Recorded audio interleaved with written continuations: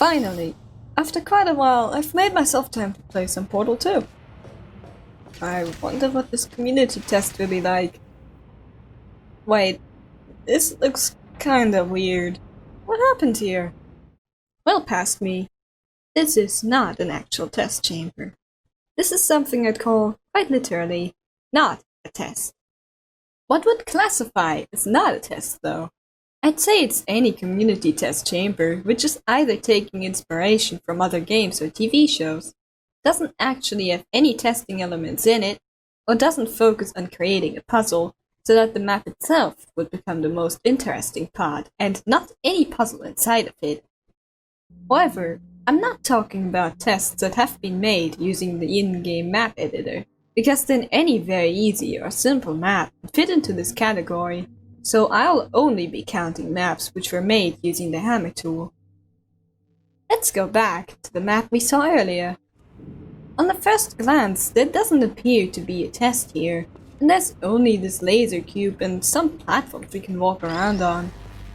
But if we step on this platform here, we get raised up to this small box which contains a laser and a laser catcher. I'll just make a portal here so I can get back quickly if I wanted to. There's another box above these platforms. Inside this box, there's another laser and laser catcher. So this map does contain a puzzle of sorts, but it's really easy to solve.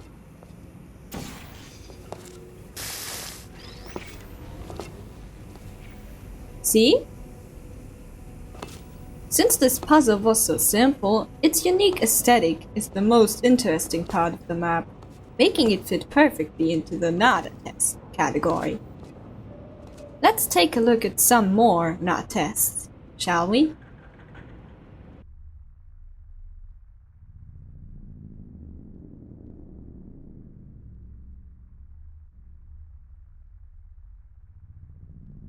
Yes, this is a maze. I don't want to waste your time showing you this bad looking map though, so we'll get back to it once this person found the exit. This map has an interesting feature in my opinion. It uses text to tell the player a sort of story.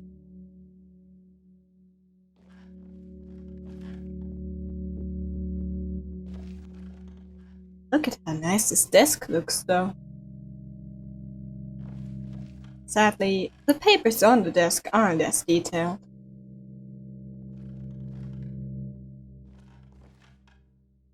This room, and especially the bed, look really neat and detailed too. Sorry for ignoring the story the map tries to tell. I'll be quiet for now.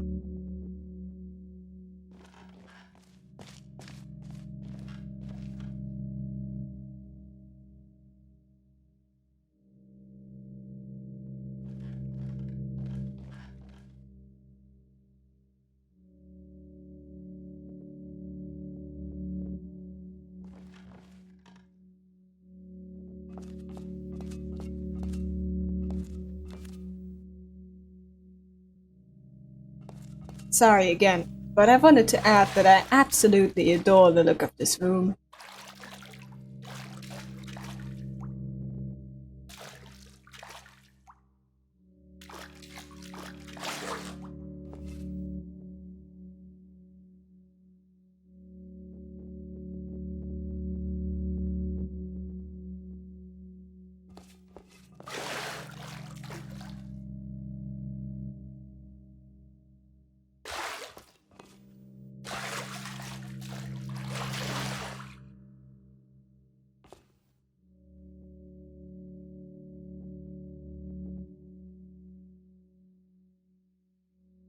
And that's the map.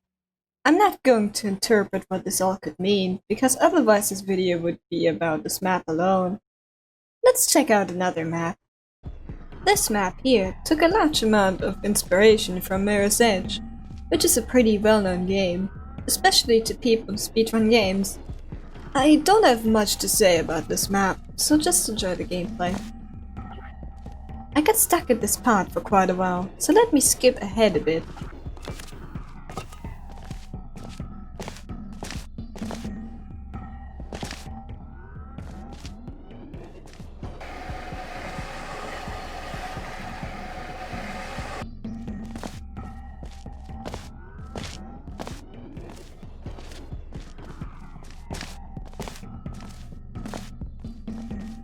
It seems like I got stuck again. I'll skip ahead of this too, so I don't waste your time.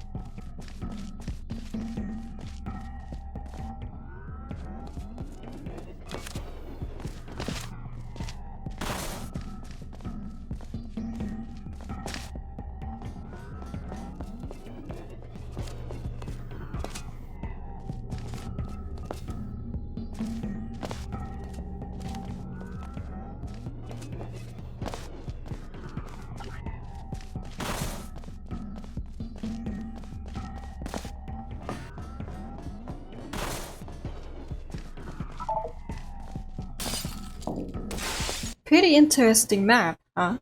I think we should check back on the person in the maze. I'm sure they found an exit by now. Or not. So it turns out that this maze doesn't seem to have an exit. It just keeps on cutting off paths that could lead to freedom, trapping the player in this bland white maze. That does seem quite depressing the more I think about it.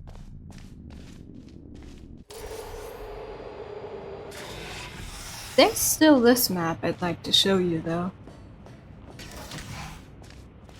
The whole map is very dimly lit, but the test elements are still clearly visible to the player. But the reason I'm showing you this map is because it makes use of warp portals to create a non-Euclidean environment. Let me show you.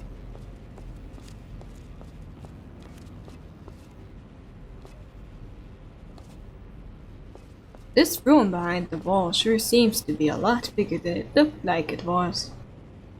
That's because the room we're seeing there isn't actually physically here in this place, but it's further connected to here with the use of warp portals, which means that this impossible space can fit here, with a little bit of trickery.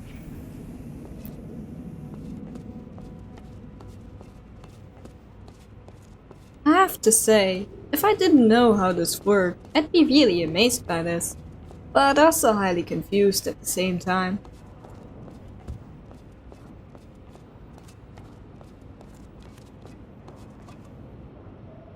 In this next room, we've got this button, which closes all doors present in here and moves away this glass panel to reveal a faith plate. And as you can see, something's not right. How about walking through one of the doors?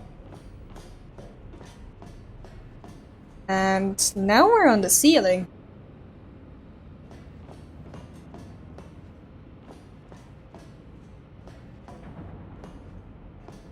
Hey, I can see myself through those doors.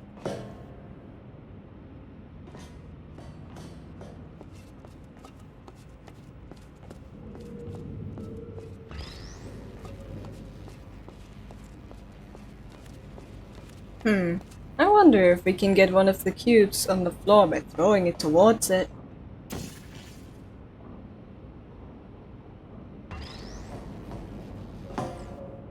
Or I can just drop it towards it, that works too. I do want to try that again with another cube though.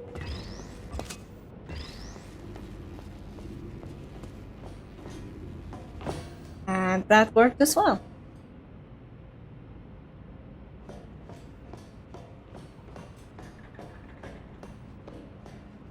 Time to put one of the cubes on the button.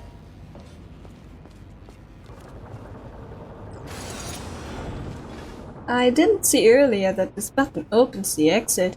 Neat. Well, on the faith plate I go. And we're on the ceiling again, exactly where the exit is at.